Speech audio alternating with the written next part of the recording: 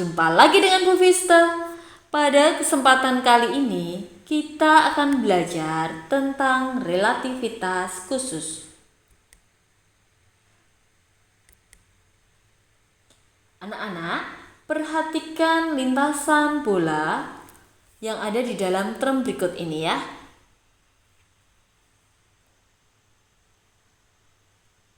Ada dua pengamat anak-anak, yaitu pengamat yang diam di pinggir jalan dan pengamat yang sedang berada di dalam term yang bergerak.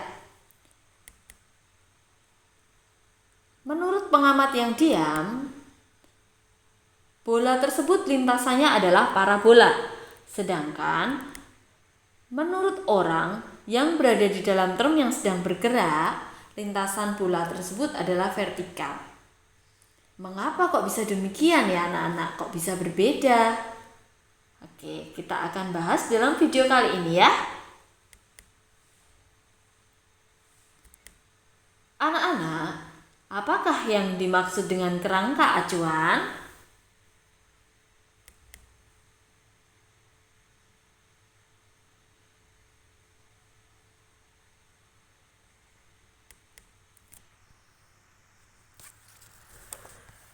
Kerangka acuan adalah suatu sistem koordinat di mana seorang pengamat melakukan pengamatan terhadap suatu kejadian.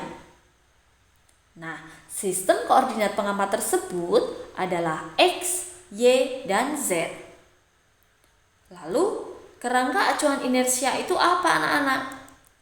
Kerangka acuan inersia adalah kerangka acuan yang tidak mengalami percepatan dan tidak dalam keadaan berotasi, serta padanya berlaku hukum 1 Newton anak-anak atau hukum kelembaman.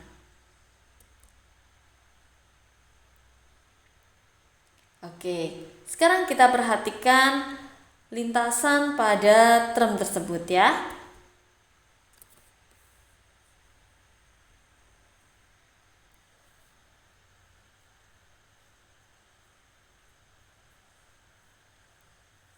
Oke anak-anak, pengamat yang diam dengan pengamat yang bergerak dalam kereta. Menurut anak-anak siapa yang bergerak? Nah, ini adalah koordinat menurut pengamat yang diam di pinggir jalan anak-anak ya. Sumbunya adalah X, Y, dan Z. Sedangkan di sini adalah koordinat oleh pengamat yang berada di dalam term yang sedang bergerak. Sumbunya adalah X aksen, Y aksen, dan Z aksen.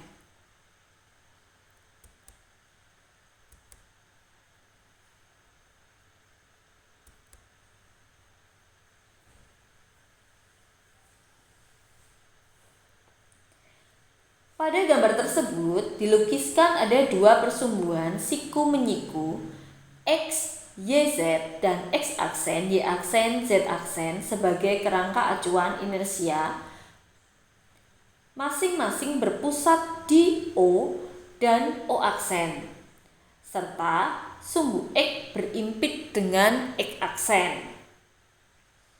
Kerangka acuan X aksen, Y aksen, Z aksen bergerak dengan kecepatan V dalam arah X terhadap kerangka acuan X, Y, Z.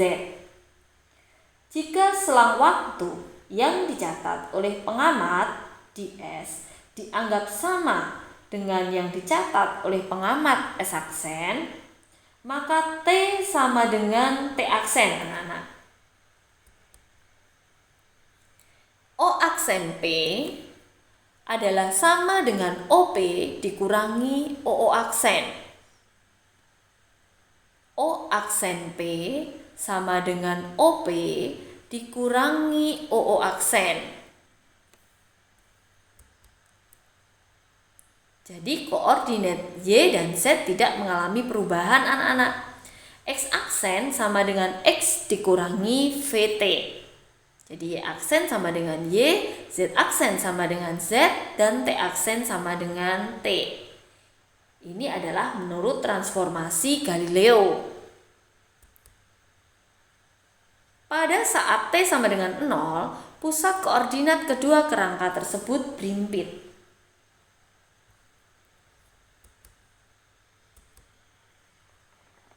ini adalah persamaannya tadi. Lalu jika persamaan X diturunkan terhadap T, maka turunan pertama dan keduanya menghasilkan persamaan. Kalau turunan pertama berarti kecepatan, persamaan kecepatan, dan turunan yang kedua yaitu persamaan percepatan.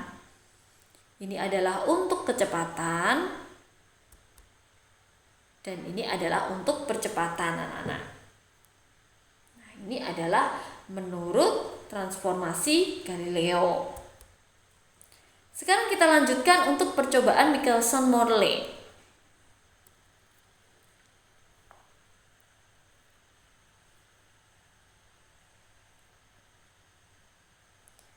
Anak-anak, di sini adalah kita anggap sebagai sumber sinar monokromatiknya. Sedangkan yang ini dan yang ini adalah cermin datar. Kemudian yang ini adalah pengamat. Sekarang sumber datang menuju pada plat gelas, ada yang diteruskan menuju cermin dan ada yang dipantulkan. Kemudian keduanya dipantulkan kembali menuju plat gelas dan akhirnya menuju pada pengamat. Jika kecepatannya kita perbesar, maka geraknya juga akan semakin cepat, anak-anak.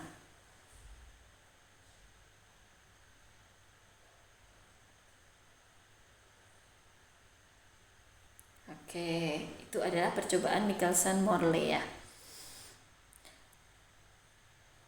Jadi, di sini adalah apakah akan membuktikan apakah ether sebagai medium cahaya itu sungguh-sungguh ada di alam semesta ini. Ini adalah percobaan dari Michelson-Morley.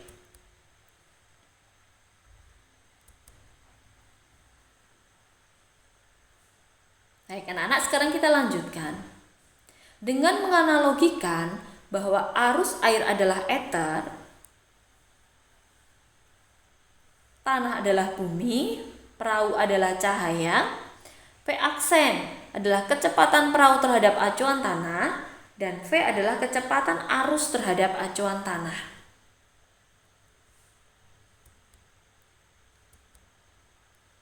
Oke, anak-anak, lintasan gerak dari cahaya tadi ya. Cahaya tadi kita analogikan adalah untuk gerak perahu, anak-anak. Di sini bergerak dari sini ke sana, kemudian kembali ke sini. Dengan jaraknya adalah D. Jadi kalau bergerak ke sana kemudian kembali ke sini, lintasan yang ditempuh adalah 2D, anak-anak ya. Nah, sekarang kecepatannya berapa? Kecepatannya tadi kalau di sini adalah perahunya bergerak miring ke kiri menyeberangi sungai dengan kecepatan relatif terhadap bumi yaitu C, dan kecepatan arus sungai relatif terhadap bumi adalah V, sehingga lintasan perahu tegak lurus arah arus dengan kecepatan relatif adalah V aksen. Nah, ini adalah V aksen, yaitu akar dari C kuadrat dikurangi V kuadrat. Ini berarti kita menggunakan teorema Pythagoras ya, anak-anak. Sehingga kecepatan gerak perahu A ini adalah akar dari C kuadrat dikurangi V kuadrat dengan lintasan yang ditempuh adalah 2D. Sedangkan untuk perahu B dengan lintasan 2D juga, yang bergerak ke kanan adalah C ditambah V, yang bergerak ke kiri adalah C dikurangi V.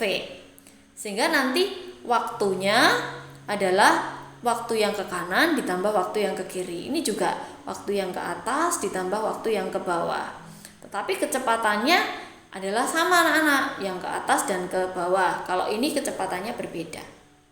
Oke ya, sekarang kita lanjutkan. Jadi perahunya tadi bergerak miring ke kiri menyeberangi sungai ya, nah.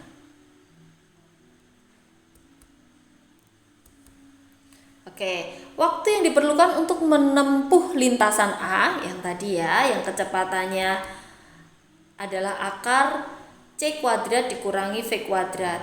Kita menggunakan persamaan GLB anak-anak. Jadi T sama dengan S per V. Nah, S-nya adalah 2D karena lintasannya adalah D dikalikan 2. Sedangkan kecepatannya adalah akar C kuadrat dikurangi V kuadrat. Sehingga kita peroleh 2D per C per akar 1 min V kuadrat per C kuadrat. Nah, sedangkan untuk waktu yang diperlukan untuk menempuh lintasan B, karena tadi yang ke kanan dan yang ke kiri adalah kecepatannya berbeda, kita tambah, kemudian kita samakan penyebutnya, sehingga diperoleh TB-nya adalah 2D per C per C kuadrat dikurangi V kuadrat. Anak-anak, jika TA dan TB kita bandingkan, maka hasilnya adalah akar 1 min V kuadrat per C kuadrat. Nah, kesimpulan dari percobaan Michelson-Morley anak-anak yaitu yang pertama, ternyata ether tersebut tidak ada. Yang kedua, kecepatan cahaya dalam vakum adalah mutlak dan tidak tergantung pada kecepatan pengamat maupun sumbernya.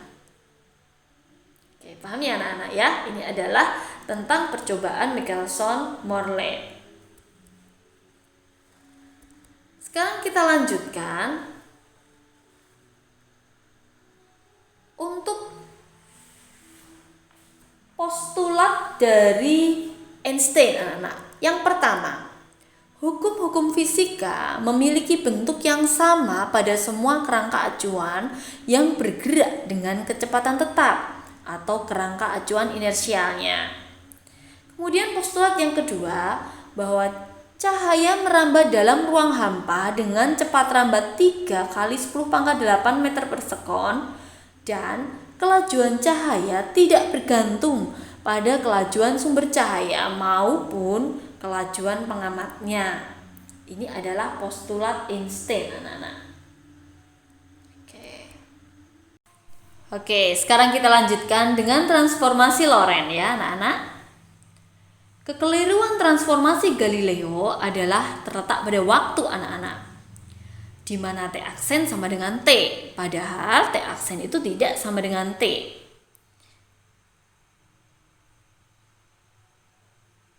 Jika transformasinya linier, maka hubungan transformasinya mengandung suatu tetapan pengali, yaitu gamma. Yaitu di sini adalah disebut dengan tetapan transformasi Lorentz. Maka transformasinya akan berbentuk X sama dengan gamma dikalikan X aksen ditambah V T aksen, Y aksen sama dengan Y, Z aksen sama dengan Z, dan T aksen tidak sama dengan T. X aksen di sini adalah kebalikan dari X sama dengan gamma dikalikan X dikurangi VT. Dengan gamma adalah akar dari 1 per 1 min V kuadrat per C kuadrat. Tadi anak-anak ya, gamma adalah tetapan transformasi Lorentz. Oke anak-anak, sekarang kita lanjutkan ya. Dengan penjumlahan kecepatan berdasarkan relativitas Einstein, yaitu V sama dengan V1 ditambah V2 dibagi 1 ditambah V1 V2 per C kuadrat. Dengan V1 adalah kecepatan benda 1 terhadap tanah, V2 adalah kecepatan benda 2 terhadap benda pertama, V adalah kecepatan benda kedua terhadap tanah, dan C adalah kecepatan cahaya dalam ruang hampa. Oke, sekarang kontraksi panjang anak-anak. Sebuah benda panjangnya L0 bergerak dengan kecepatan V terhadap seorang pengamat yang diam. Maka panja benda yang diamati oleh pengamat adalah L sama dengan L0 dikalikan akar 1 min V kuadrat per C kuadrat.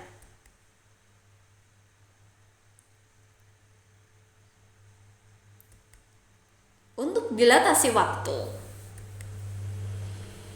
Misalnya anak-anak, pengamat yang bergerak dengan kecepatan v terhadap pengamat yang diam mengamati dua kejadian di suatu titik P. Maka hubungan kedua kejadian itu menurut pengamat yang diam dan menurut pengamat yang bergerak dapat dirumuskan sebagai berikut. Delta T sama dengan delta T0 per akar 1 min V kuadrat per C kuadrat.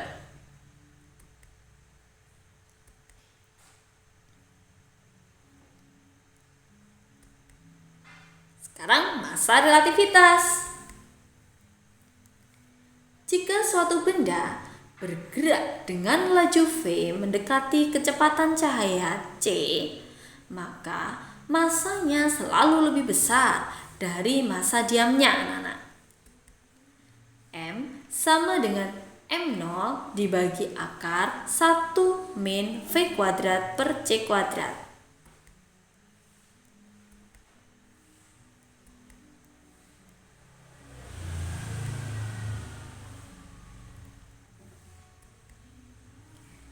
Nah, lalu bagaimana kesetaraan massa dan energi? Jika suatu benda yang bermassa M berubah seluruhnya menjadi energi, maka besarnya energi tersebut adalah E sama dengan mc kuadrat.